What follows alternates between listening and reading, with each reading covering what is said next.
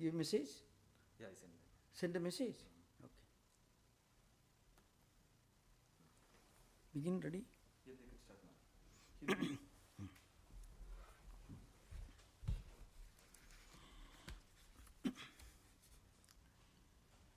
Yogena chittasya padena vacham malam sharirasya cha vaidhyakena yopakrotam pravaram muninam patanjalim pranchaliranatosmi stuve patanjalim vyasam shankaram cha munitrayam katra sutrasya bhashyasya kramadvivaranasya cha.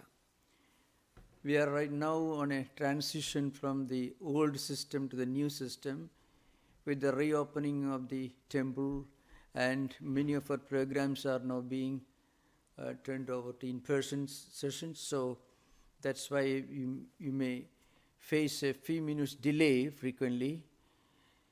So now we are beginning the session. I remember the last time.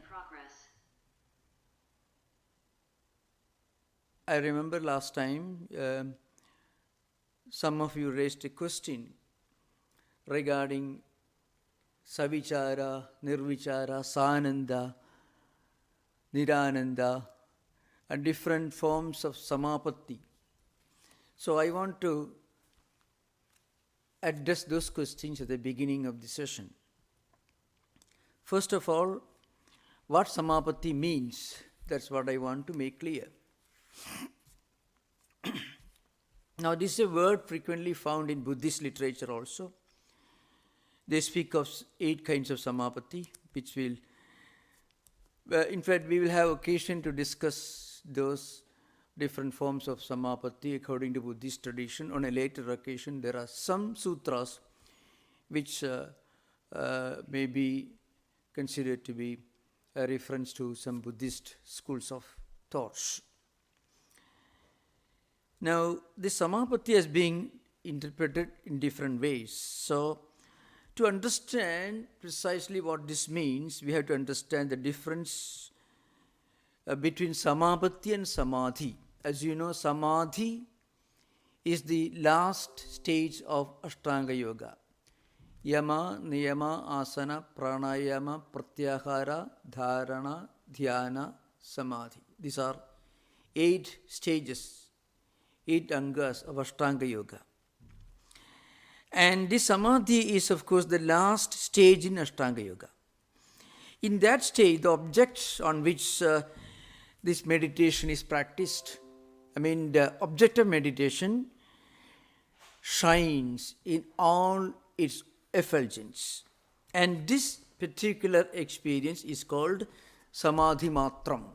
So we have to remember, first of all, what is Samapati and what is Samadhi. We should know at the very beginning itself that in many books and many commentators' works, the words Samadhi and Samapati are used to mean the same experience. So the difference is only minimal, and the difference only according to some schools of yoga philosophy. It is not stressed or emphasized in all the commentaries. So that we should remember. Frequently, Samprajna, the yoga itself, is considered to be different forms which represent different stages in the Samapati experience. So that will come to that. So as I mentioned, Samadhi, as we understand normally, it corresponds to the highest and the last stage in the Ashtanga Yoga. Now, as I mentioned, at this stage, what happens? The Dhyaya Vastu, or rather the object of dhyana, the object of meditation, shines in all its total effulgence. That means you completely forget, or rather you transcend the limitations of the connection, the limitations arising out of the connections, or maybe the difference between the meditator, the act of meditation, and the objective meditation. There is a convergence, as a result of which the objective meditation shines in our hearts in all effulgence. And this particular experience in yoga tradition is called Samadhi Matram. And this experience of Samadhi Matram, it is almost like a door opening to what we normally call Samprajnata Yoga, which again is a doorway opening to Asamprajnata Yoga, which is the highest state. Now, it should be also remembered that this Samprajnata Yoga, frequently you should know that it is called Samadhi in the broader sense, itself has many stages. And what are these stages? These stages are already discussed in the 17th Sutra, which we will discuss now. Vitarka, Vichara, Ananda, Asmita, etc. And of course, correspondingly you find Vitarka, Nirvitarka, Sasmita, Sananda, Nirananda, and so on. So now, those of you who have got with you the book Samadhi Pada, 17th Sutra, you can find this sutra. And please remember, I am now addressing the questions raised by some devotees at the last session, because we won't be able to complete that answer. That's why I postponed answering those questions to the present session.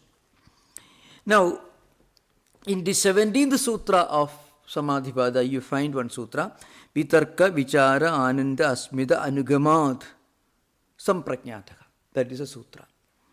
It means this Samprajnata Samadhi, Samprajnata Yoga, which denotes different stages of Samapati. And this experience is followed or accompanied by Vitarka, Vichara, Ananda and Asmita. These are 4 terms used here, which are different stages of Samapati.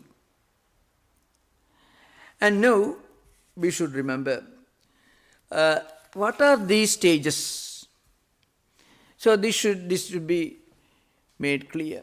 And then you will understand the subtle differences between Vitarka, Vichara, Nirvitarka, Nirvichara, Ananda, Sananda, all will understand. So I wanted to give a complete answer to the question that you raised in last session. So the first stage in this Samprajnata Yoga, that is what's the first stage of Samapati, is when the meditator, or rather the object of meditation, becomes external objects, gross objects, conditioned by time and space. That means the dhyana or meditation will be focused on external empirical objects, gross objects, which are conditioned by space and time. We know that very well.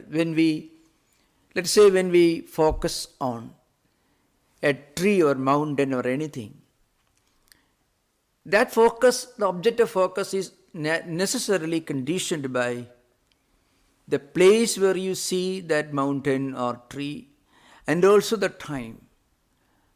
And of course, if you extend it, the causation also. There should be some conditioning, which again makes a contributing factor. And this kind of Samapati is called Savitarka Samadhi. Savitarka Samadhi or Savitarka Samapati, especially in the context of the 17th Sutra. So, what happens? Why is it called Savitarka? See, Tarka means logic, analysis, etc. There is an analysis, means you understand things conditioned by the shape of the object, the place where you see, and also the time when you see that object. So in that sense, there is a vitarka there is a conditioning there. So it is called savitarka samadhi or savitarka samapati. Next stage is called Sukshma. Next is called Sthula. So remember, the next stage also is Sthula. Sthula means gross objects. But there is one difference. When you focus on the same object, external Sthula or gross objects, without this conditioning of time and space, then it is called Nirvitarka. So in other words, when as a result of this advanced practice of yama, niyama, asana, pranayama, pratyahara, dharana, dhyana, and then samadhi, the first stage. In other words, the first part of samapati or samadhi is when you focus on some external gross objects. That is called sthula vishayani in Sanskrit it's called. That's a commentator's language. Also Patanjali's language. It means external objects. It is called savitarka, samapati, and the same external objects, when you focus on them without the conditioning of time and space, it becomes nirvitarka. Actually, if a person can focus on any object from memory without the association of shabdartha jnana, without the association of some kind of conditioning, then you will be able to remember it. To give an example, this is a simple example.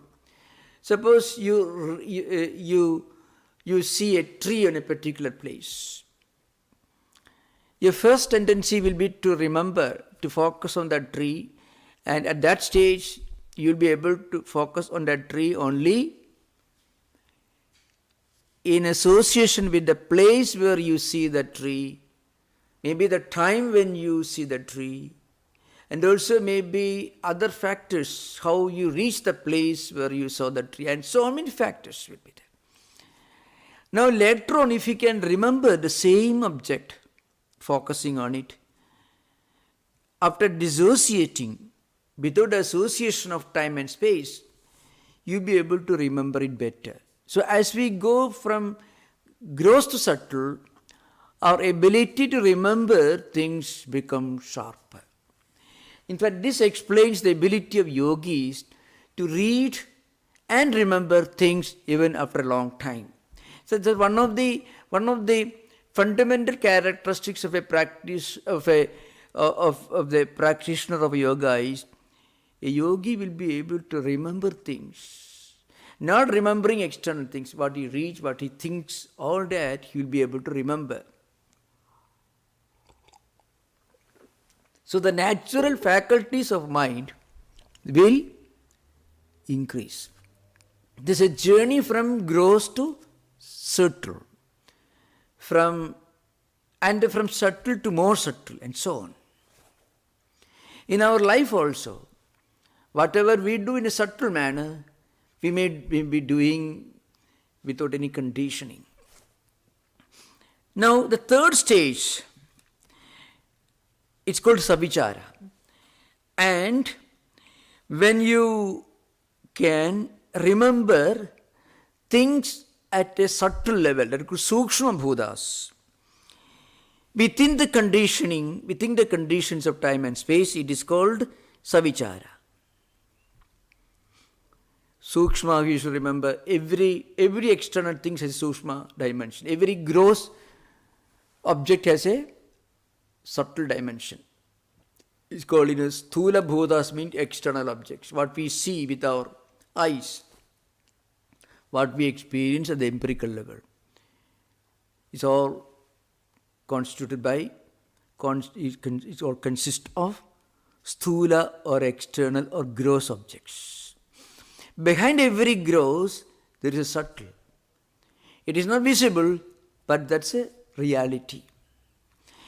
To understand what is subtle, what is gross, I can only give one example because it is a matter of the journey of our own mind as we evolve from gross to subtle. Let us say, for example, the seed is subtle compared to the plant or the tree. The gold as such is subtle compared to the golden ornament which is made out of gold. The gross always is dependent upon the subtle. That means the sthula is dependent upon sukshma. And sthula cannot exist independent of sukshma. The gross cannot exist independent of the subtle. The golden ornament cannot exist independent of gold. A mud pot cannot exist independent of mud out of which it is made. So, coming back to the subject, what is Savichara? Savichara Samapati means when you are able to focus on the subtle dimension of things, it is called Savichara Samapati.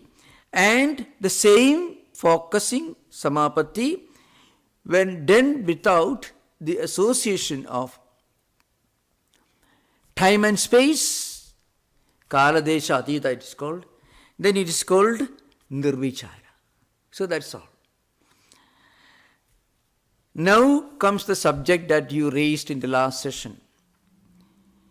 If you can go beyond these sthula, sukshma, these gross subtle equations, and if you can focus on our own pure mind or intellect, which is what we use when we try to focus on something, when that itself becomes the subject of samapati, concentration, then what happens, all the rajogunas and tamogunas disappear. And when tamogunas and rajogunas disappear, what happens? An experience is the result. That experience is called ananda. So this is an important, it's a natural, inevitable consequence of freedom from rajoguna and tamoguna. Tamoguna corresponds to inertia, laziness, ignorance, delusion, confusion, conflicts, and so on. Dullness, etc. Sleepishness at the physical level. Rajoguna corresponds to extreme activity. Very often not very sensible activity, but any kind of extreme enthusiasm, dynamism, let's say reckless dynamism, it is called Rajoguna. So when our buddhi or intellect, or maybe you may call it the mental system, when it is freed from dullness and also extreme activity, when it becomes immersed in sattva guna, when there is a abundance of sattva guna corresponds to serenity, peace and tranquility. And that experience is called ananda. And the samapati, which is accompanied by this serenity, this calm, quiet attitude, it is called sananda. So now you have got the answer. What is sananda? Sananda is one of the samapatis, one kind of advanced stages of samadhi or concentration in which you get complete freedom from extreme tamoguna and rajoguna, extreme dullness or ignorance, and also you get freedom from extreme activity. And when you actually in your own life, when do we feel a kind of inner serenity and peace and tranquility? When we are able to remain in a state of inner peace, inner fulfillment. It is not a state of inertia, but certainly, obviously, it is not a state of extreme activity. It is a state of serenity. And that state is called sananda. So this should be kept in mind. Remember, these classifications are not accepted by many commentators. Vijnana Bhikshu is the only commentator who divides the Samapati into Sananda and Sasmita, etc., Nirananda, Nirasmita, etc. In fact, this is not a common, it is not very common. Vyasa and other of the fundamental commentators are not very much into this kind of classification. It is Vijnana Bhikshu who is the only commentator Yoga Bhashavartigam who actually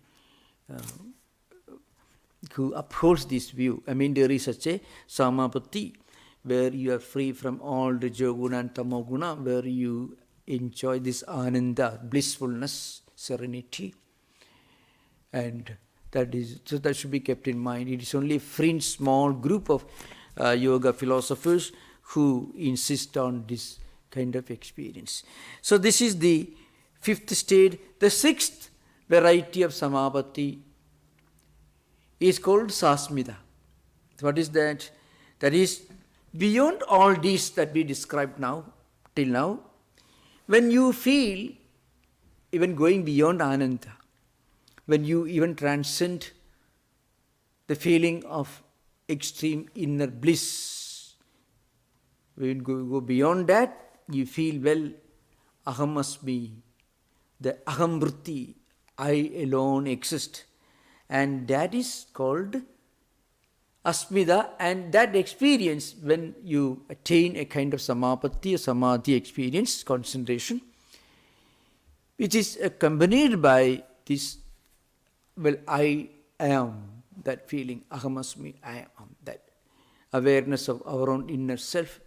It is called Sasmita. Sasmita means along with Asmita. Asmita means Aham Vritti, I am.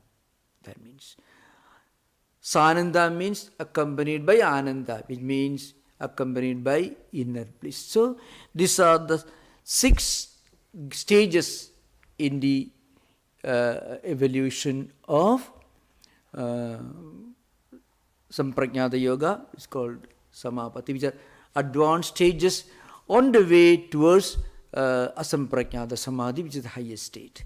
So this is the answer that I wanted to give when some of you raised this question. It is an important thing to remember. It is a gradual evolution. One cannot say one stage is superior or inferior. Gradually a person evolves towards the state of Sasmita. But again, we remember many commentators include this state in some other. For example, Patanjali, of course, according to many commentators, Patanjali has included this Ananda and Asmita, meaning this Ananda and Sasmita Samapati within the categories of Vichara Samapati itself. So, in a way, it is some kind of an extension of what we normally call Vichara Samapati. So, otherwise, Ananda and Asmita do not find their reference in many of the commentators. But the important point, remember, as I mentioned at the beginning of this answer, and also towards the end of the last session when you raised this question, I mentioned in all these experiences, different stages of Samapati, there is the presence, the inevitable presence of inner peace, inner tranquility, and inner bliss. So in that stage, in that sense, we can say Ananda is an inevitable component of any kind of spiritual practice. So thank you. Now we will come to the next sutra that we are supposed to discuss today. That sutra is 45th one, Sukshma Vishayatum cha Alinga Paryavasanam. These are some of the more difficult sutras in the Patanjali system. So it requires some cross reference also. So Sukshma Vishayatum, what it means? It means all Samapatis which belong to the Savichara, Nirvichara categories. They are called Alinga Paryavasanam. They all end, they terminate, they conclude in Pradhanam, Prakriti. That's the meaning. Now, those of you who have got the book, you can refer to, let us say, the Sadhana Pada, 19th sutra, where this alinga word is used. Those Vishesha, Avishesham, Alingam, Alingamatra, Alingani, Gunaparvani mean Vishesha, Avishesha, Lingamatra, Alingani. So, Vishesha is there, Avishesha is there, Lingamatra is there, Alinga is there. So, Alinga, the word Alinga is used in the 19th sutra of Sadhanapada. What they means is Lingamatram. Lingamatram means the first evolute of Prakriti, Pradhana, which is Mahattatvam, cosmic intelligence, so to speak. Alinga means Mula Prakriti itself. So, Lingamatram technically means the first stage of Mula Prakriti. That is Mahattatvam. Alinga means Mula Prakriti itself. Now, having kept that in mind, let us say this sutra, Alinga Paryavasana. What it means is, all these external objects that he calls Sthula Mahabhutas, now, they all constitute evolutes or effects. It's called karya. To understand, effect or karya. Karya means the effect, the result. To give an example, the tree or the plant is the karyam or the result. Seed is the karanam, the sukshma. Like that. So I'm giving an example, that's all. So, what we normally understand by external objects, sthula vishayas, they are all external things.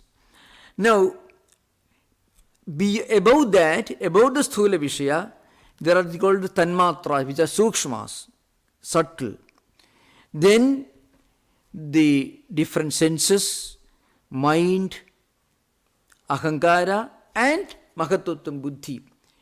All these constitute practically these evolutes. Means they all end in pradhanam or prakriti. That's the idea behind. Sukshma Vishayatum cha alinga paryavasanam. All the subtle objects, tanmatras, mind, different senses, the jnanendriyas, karmendriyas, the senses of action, senses of perception, intellect, and the cosmic intelligence, Mahattatvam, all these are evolutes of Prakriti or Pradhana. So, as a result of these Samapati practices, meditative practices, a person will start his journey back to his own spiritual nature, towards his own spiritual reality. To give an example, well, I can give one, this only way to explain this. Let us say normally an average human being, he connects with the external world in his everyday life. Whatever he sees or experiences constitute the reality for him or for her. But when you practice meditation, when you practice, let us say you begin your yoga practices, let us say from Kriya Yoga, Tapas, Swadhyaya, Sapanidhananani Kriya Yoga. Either you practice Karma Yoga, or you practice Bhakti Yoga, either you do some great good things without a selfish motive, or you develop devotional practices, or you just slowly begin your spiritual journey by generating spiritual energy, by giving a spiritual direction to whatever we need. We begin our spiritual journey. We are actually reversing our journey. I mean, right now we are at the empirical level. We consider this world as real. As we practice these spiritual disciplines, you find slowly we begin to feel, well, all these things are not eternal. It is natural for everyone. Even when we read a great book on philosophy, or when we do any noble deed, or when we practice any noble activity, slowly our mind begins to evolve. Our mind is generating spiritual energy. Slowly our focus and attention are drawn away from the external things. We slowly begin to believe, well, this world with all the enjoyments and pleasures is not the only thing I should care for. There are higher things that I should care for. There are higher values, higher things I should focus on to make my life more meaningful. There are other interesting and greater things worthwhile, higher values to develop. This feeling naturally comes when we practice spiritual disciplines. In other words, we are actually turning back towards our own spiritual nature. We are beginning our journey back to our own spiritual nature. And then slowly, as we evolve further and further, we will be able to go beyond the senses, beyond the mind, and finally beyond the ego system, ahankaras. And of course, eventually we reach Mahatattva, the higher purified intellect level, and finally we will reach reach the Pradhana level, Prakriti level. That's the beginning of evolution. You should remember, I already explained at the beginning of the session. Yoga philosophy, it takes its metaphysics, its logic and its epistemology all from Sankhya system. And according to Sankhya system, there are two fundamental categories. Pradhana, that is Prakriti, another name, and Purusha. Purusha is our natural state. Purusha is effulgent. Purusha is never bound. Purusha is eternal. That's our true nature, true identity. Prakriti is Jada. It is non-effulgent. And from Prakriti, we slowly start our descent, downward journey. We reach the intellect level, then we reach the ego level, from Mahatattva, then Ahangara, from Sattvika Ahangara, mind emerges. So Rajasika Ahangara and Indriyas or senses, and of course from Tamasika Ahangara, the Panchatarmatras and then external objects, Panchamahabhutas. So like that, we start our descent through evolution, and yoga practice helps us to reverse the journey. It's called Pratiprasava in the yoga language. It means counter evolution or journey back to our own true nature. So that's why, as a result of these Samapatis, practicing the Samapatis, Patanjali says, Alinga Paryavasanam. We end with Alingam. Alingam here means Pradhana Prakriti. Next stage is we understand and realize our true nature. Prakriti is not our true nature. Purusha, effulgence is our true nature. So here we have to connect yoga with Vedanta. As we evolve further and further in our life, slowly we start this ascent. It may take several life cycles according to yoga and Vedanta and Buddhism. It's not just in one life or in one set of activities. It is a slow process. As we evolve further and further, we move our journey back to our own true nature, and eventually we realize our identity with Atman. So that is the end, that is Paryavasanam, that is the real end. But before that there is a penultimate end, that is Alinga Paryavasanam. So after reaching this, you have to connect yoga with Vedanta. That's what Swami Vivekananda, who is the first exponent of yoga philosophy in English language, did. Swamiji connects yoga with Vedanta. Without connecting with Atman, you won't be able to reach a logical conclusion of yoga psychology and yoga philosophy. Now, The next sutra is Ta eva Sabija Samadhi. Ta means Taha, which is the Strilinga, it is the feminine gender, plural.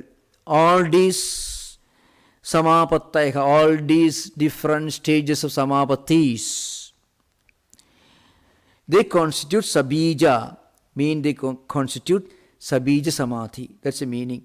Ta eva Sabija Samadhi. That's called Samprajnata Samadhi. What it means is, here we are not coming to the end of our bondage. Bija means seeds. We have actually gone beyond the samskaras, beyond vrittis, but that stage of freedom of going beyond the samskaras and vrittis is not final. It's just like there are samskaras, but they are completely kept under control or restrained. That explains the reason why many great spiritual seekers, and not only spiritual seekers, you can find the stories of saints, after advancing some distance, suddenly you find they somehow fall out of the track. That's because samskaras are there. When samskaras are held in check, and when you are always surrounded by positive environments, circumstances, then samskaras do not connect. See, if you walk in a field which is very fertile, and if you have seeds in your pockets, in a package, a plastic zip package, let us say, if the seeds do not fall in the fertile land, they will not sprout. Or if you don't go to the fertile land, if you just stay in your room, then also the seeds will be there in your pockets. But when you actually hold those seeds in your hands, and then you walk in a fertile land, and if the seeds happen to fall from your hands, then they will sprout. Similarly, when we are able to restrain our samskaras and impressions to some extent, through all these spiritual practices, yoga practices, and so long as we keep ourselves away from negative or harmful circumstances which are conducive to trouble and problem. If you are keeping yourself away from them, you are safe. But if somehow you happen to connect with the appropriate set of circumstances which can cause these samskaras to sprout, there will be trouble. So you can find it. I cannot explain this better than giving the story of Jadabharata. It's a classic story in the Bhagavata Purana, the devotional classic. Jadabharata is the name of a great emperor in ancient India. And he practiced lot of meditation. And then when he reached middle age, he thought, well, now this is enough, I should retire. I should go to some holy place. He went to the bank of a river. He built a thatched hut, and he started staying there, spending his time in meditation, contemplation, reading scriptures, taking holy names, mostly engaging in spiritual disciplines. And one day what happened, as he was sitting on the banks of the river, because he had built this hermitage on the banks of the river, something happened. A female deer was running out from a forest and is being chased by a lion. The female deer was frightened, scared, and it jumped over a small stream. In the process, because of the extreme effort, he gave birth to a tiny deer child, baby deer, and the female deer died. Now the king was watching all this. He was a compassionate person, a great man. So he plunged into the river. he saved a little animal, the baby deer. And the baby deer began to grow up in his hermitage. And he began to look after the baby deer, giving it food, grass, and saving it from wild animals, from lions and tigers. So he considered it his duty, sacred duty, to look after the baby deer. So you can remember, the king had his own children and grandchildren in his palace. And he had his responsibilities of running a kingdom. He gave up all these responsibilities and he actually went into a forest and started living in a hermitage on the banks of a river in the forest. So gradually, you know what happened? Because of this incident that we narrated just now, his mind deviated from his own spiritual disciplines. So he forgot to meditate, which he used to practice every day. He used to practice meditation every day for decades. And he forgot to read holy books. And his whole time he spent on looking after this tiny animal. So what happened, you know, when we became very old, it was time for him to die. So the little baby deer was walking and playing around near the hermitage. He was looking at this tiny animal. Oh, if I am gone, who will look after this baby deer? Maybe some wild lions or tigers, wild animals from the forest may kill and eat the little animal. So he began to cry and weep and worried, and he died. Now remember, instead of showing compassion to the animal, at the same time continuing his own spiritual disciplines, what happened was his mind deviated away from his own spiritual disciplines. He began to spend his time absorbed in looking after an animal. So the great king and emperor, who had left everything, who had renounced everything to realize his spiritual, for his spiritual enlightenment, to realize God, his mind was taken away. It was dragged away from the thought of or contemplation of God, and got completely immersed in the thought of taking care of a pet animal. So compassion is good. Kindness is very important. Every sage, every spiritual seeker will be invariably compassionate. With compassion to animals, kindness to animals, compassion to fellow human beings, even for the ecosystem, is a natural characteristic of every spiritual seeker. Anyone who meditates will automatically be introspective and compassionate and wise in a very transcendental sense.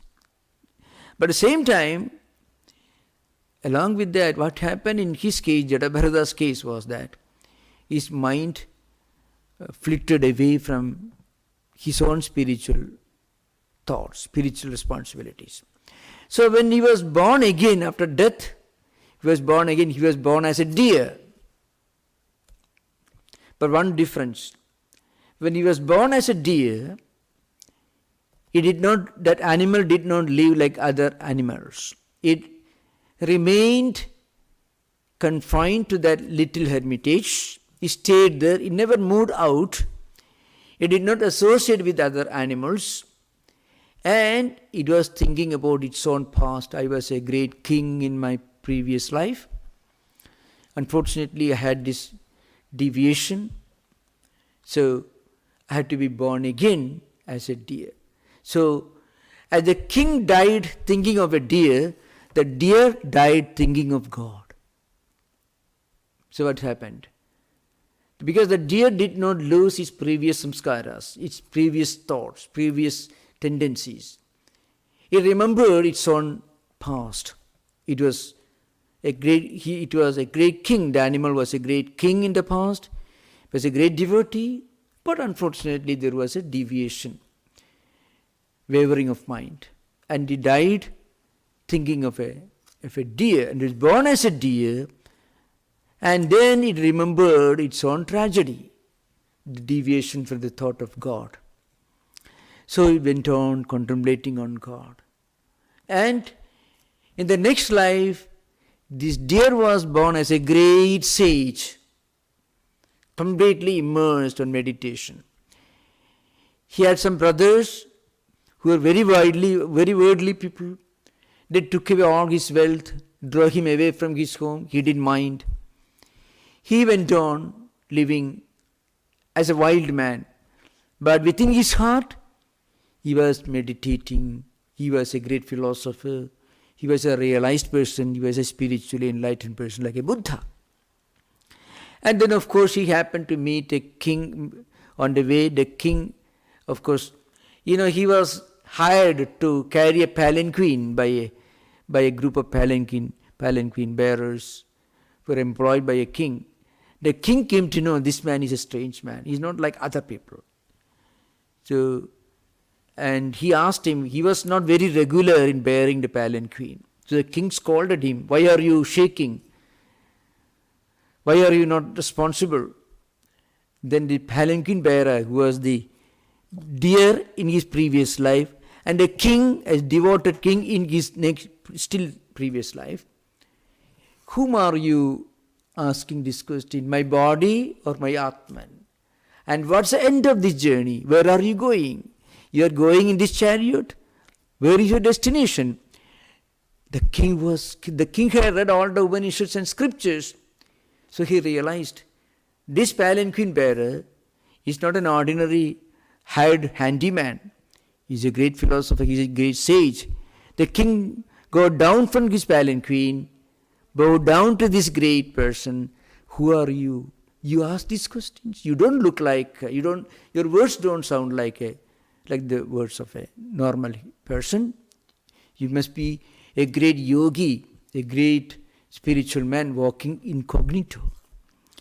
Then there is a long dialogue between Jadabharata and the king, Raghugana, in the Bhagavata Purana. And that discussion, that debate is one of the most classical debates on the higher spiritual philosophy. So what this means is, as we evolve, we may reach this pradhana state, but we have to go beyond that. But one important point is, whatever we do in one life, it will not be lost. Whatever we do, even little bit of spiritual practice, we will inherit the wealth of the spiritual heritage. Whatever we have done, we will reap the harvest in the coming life. So that's why people, sometimes you find people, some very blessed persons, right from their birth they have a introspective mind. And some of them may develop this introspective mind maybe when they are 20 years, sometimes 30 years, sometimes 50 years, sometimes even beyond that. At some stage or other in their life, suddenly they develop this thirst for the higher, this desire to know the transcendental. They start thinking, well, life is not just all about having a good job, plenty of money, plenty of wealth, but there is something higher in life, higher than what money can bring. So that thought is an indication of the fact that you have done something to deserve this higher philosophy. So that's an important thing to remember. So another point is, so long as we have done some spiritual practice, there are good seeds, good tendencies, good samskaras in our mental system. But there are also, unfortunately, sometimes some wrong, undesirable tendencies stored up in our mental system. That is something we have to remember. Our mind is a bundle of seeds, good seeds and bad seeds. So first of all, we should try to cultivate those good deeds, good seeds, good samskaras. And then what happens when we have an abundance of positive samskaras, then we will have a natural tendency to practice spiritual disciplines. And as a result of these spiritual disciplines, maybe for several life cycles, we go through these 6 stages of Samapati. We already discussed earlier. That is this Savitarka Samapati, Nirvitarka Samapati, Savichara, Nirvichara, Sananda and Sasmita. Through all these 6 stages of Samapati, we may reach a stage where the seeds are completely gone. They are totally free. Or the seeds get fried. See, when you have seeds, you have fried the seeds in a pan with some masala or oil, and you keep in your pocket. And if those seeds fall in a fertile soil, nothing will happen. So that stage is called Nirbija Samadhi. So 46th Sutra tells you that all these forms of Samapatis are different stages in the Samprajnata Yoga, and that's a highway leading to Nirbija Samadhi or Asamprajnata Yoga. Now we can have interaction. You are most welcome to ask questions. Yeah.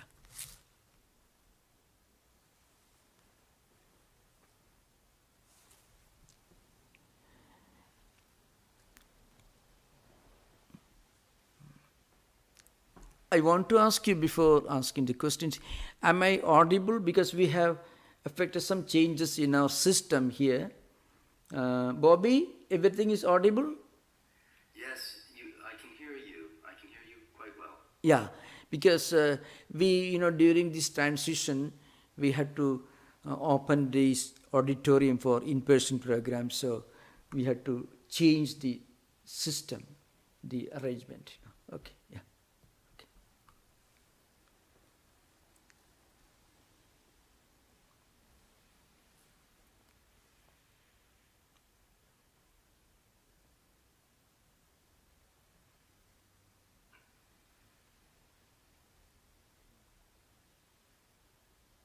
I didn't see any questions on YouTube. Yeah. I wasn't able to check Facebook, and I don't Yeah. see any hands up. Yeah, thank at you. the moment. That's a good sign that we have all the questions answered. Yeah, thank you. Okay. So in that case, we'll conclude. So I should again remind all the friends and our devotees who are listening to us, especially those who are from the neighborhood of San Francisco, that from today onwards we have reopened the temple. All our Sunday lectures and Bhagavad Gita classes are in-person programs. Sunday lectures will be held in the new temple, 2323 Vallejo Street, San Francisco. And Friday classes on Bhagavad Gita at 7:30 on Fridays will be held in the old temple, that is the corner between Filbert Street and Webster Street, and 2963 is the address. And those who come for this Bhagavad Gita class from next Friday onwards, please remember you are stepping into the first Hindu temple outside Asian continent. This is the first Hindu temple, the regular temple structure in the Ramakrishna order. It was completed in 1905. It was inaugurated, dedicated in January 7th of 1906.